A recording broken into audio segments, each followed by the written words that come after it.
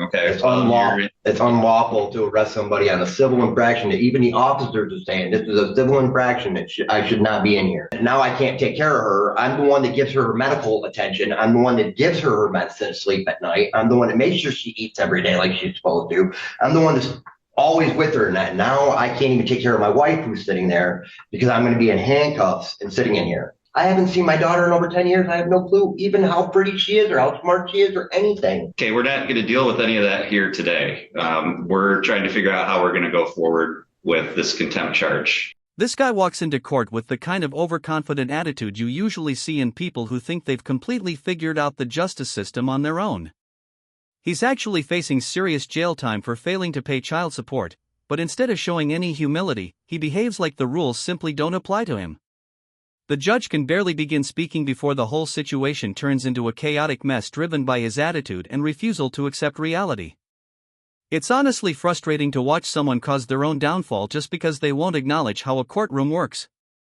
People like him always believe they're ahead of everyone else when in reality they're only making things worse for themselves. Let me know in the comments whether you feel any sympathy for him or if you think he's just completely clueless. Let's get into it. All right, sir, are you Glenn Kendall? Yes, I am. Okay. Stacy, are you ready to proceed? I am, Your Honor. Thank you. I'm conducting this hearing on behalf of Judge Boudet today. The record should reflect that Mr. Kendall is present in the courtroom in Kalkaska along with Ms. Leach from front of the court. Mr. Kendall, you're before the court today for an arraignment on a bench warrant for failure to pay child support. Do you understand why you're before the court today? No, I don't. I understand this is a civil infraction, and I don't know why I'm being held on a civil infraction that is a payable debt. Okay. It's unlawful. It's unlawful to arrest somebody on a civil infraction. Even the officers are saying this is a civil infraction. I should not be in here. Okay, it's not a civil infraction, and there are criminal penalties for failure to pay child support. So the law says that you can be incarcerated for failing to pay child support. So you're incorrect on your statement of the law there. That's what I was told. Well, you were told wrong. Okay, I'm informing you. And your officers are even saying that it's a civil infraction. Okay, if they said that, which I'm not sure that they did, maybe that's what you heard, but that may not be what they actually said. I'm a circuit court judge. I'm telling you that the law is, if you're found guilty of failure to pay child support, that's a contempt of court. If it's your first finding of contempt for failing to pay, you could face up to 15 days in jail. If it's a second or subsequent. What I didn't understand about the whole child support is it's supposed to be a mediator between, friend of the court is supposed to be a mediator between the two parents. It's not supposed to be a profit made upon two parents. And as long as a judge is taking the case, they're getting paid for it. The level of confidence he shows while still being completely wrong is honestly unbelievable. He keeps repeating the same point as if saying it over and over will somehow change how the law works. You can practically see the judge's patience wearing thinner with every sentence he speaks, and it's hard to blame him. This is exactly how a straightforward hearing spirals into a complete disaster. People start to believe they're the hero of their own story and forget that a courtroom runs on rules, not feelings.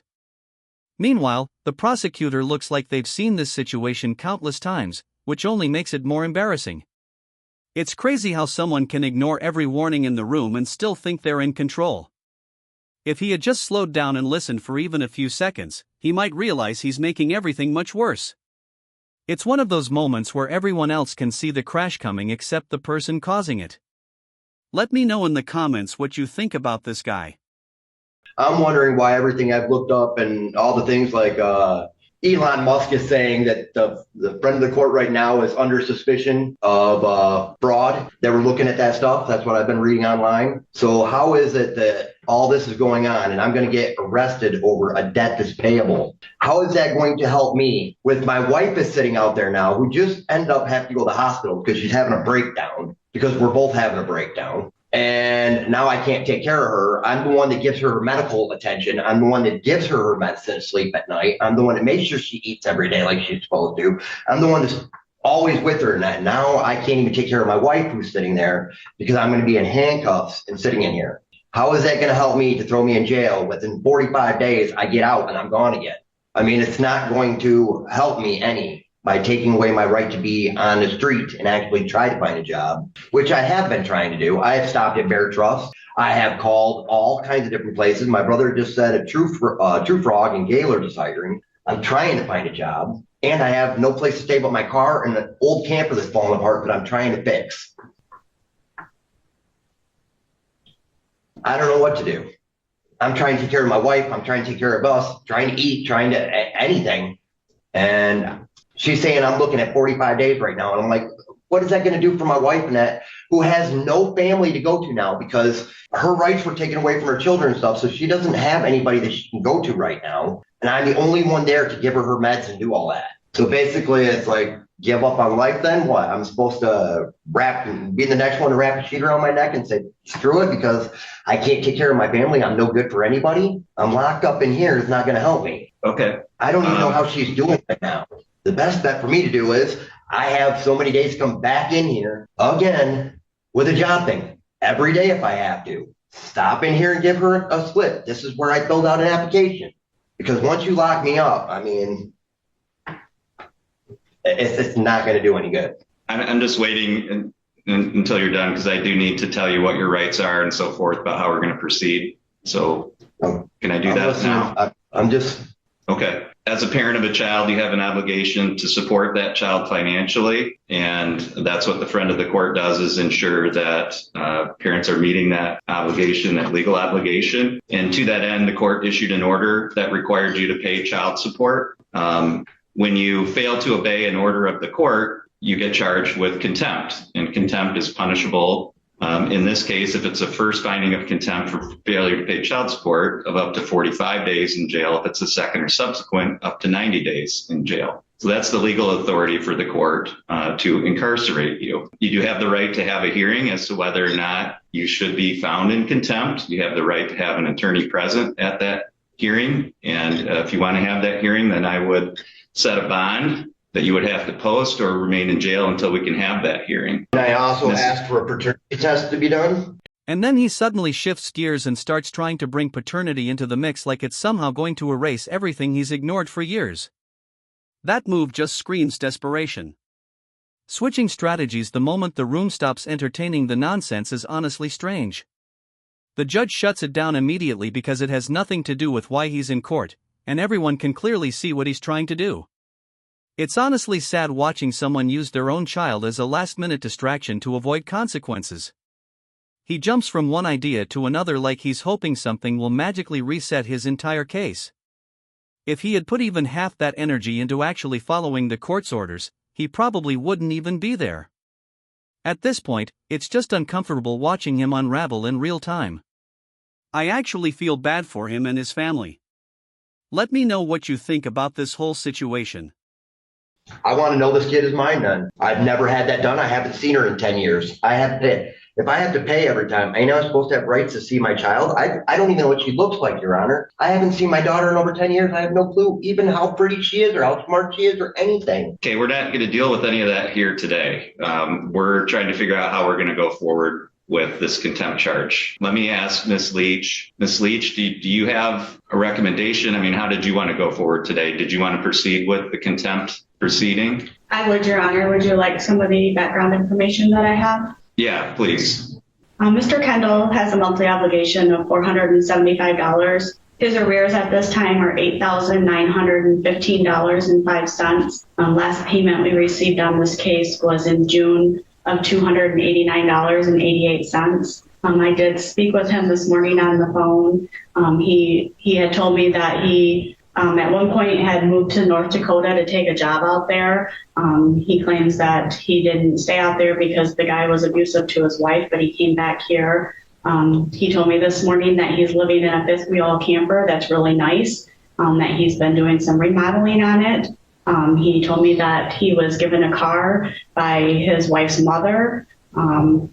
He did mention that he's gone to a few places to apply for work, but he also mentioned to me that he's been back in Michigan for about a month now, and the few places that he's told me that he's gone and looked for jobs doesn't seem to me that he's really putting out the effort to be out there finding a job. I mean, most people would be pounding the pavement every single day. We don't have anything that states that he can't work in any capacity. We don't have any doctor's note. We have nothing from him in that. We don't even have a good address for him at this point. I don't have. We would be asking for a finding of contempt. He has had multiple bench warrants on this case, but he has not had a previous finding of contempt.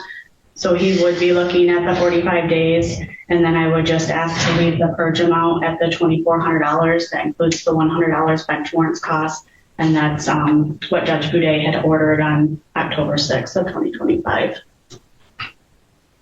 All right, so.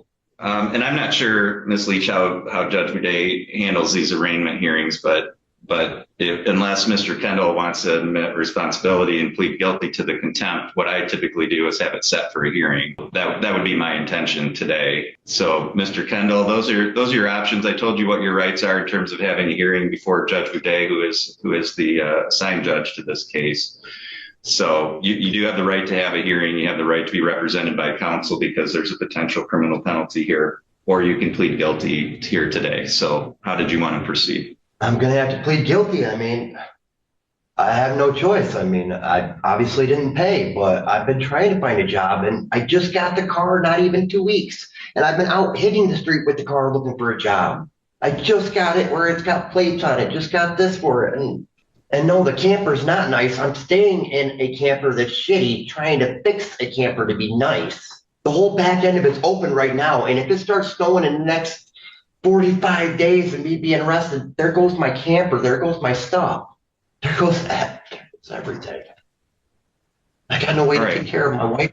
All right. Based on the information regarding the arrearages and statements of Ms. Leach here on the record today, the court finds that you have failed to pay child support out of available resources or failed to exercise due diligence.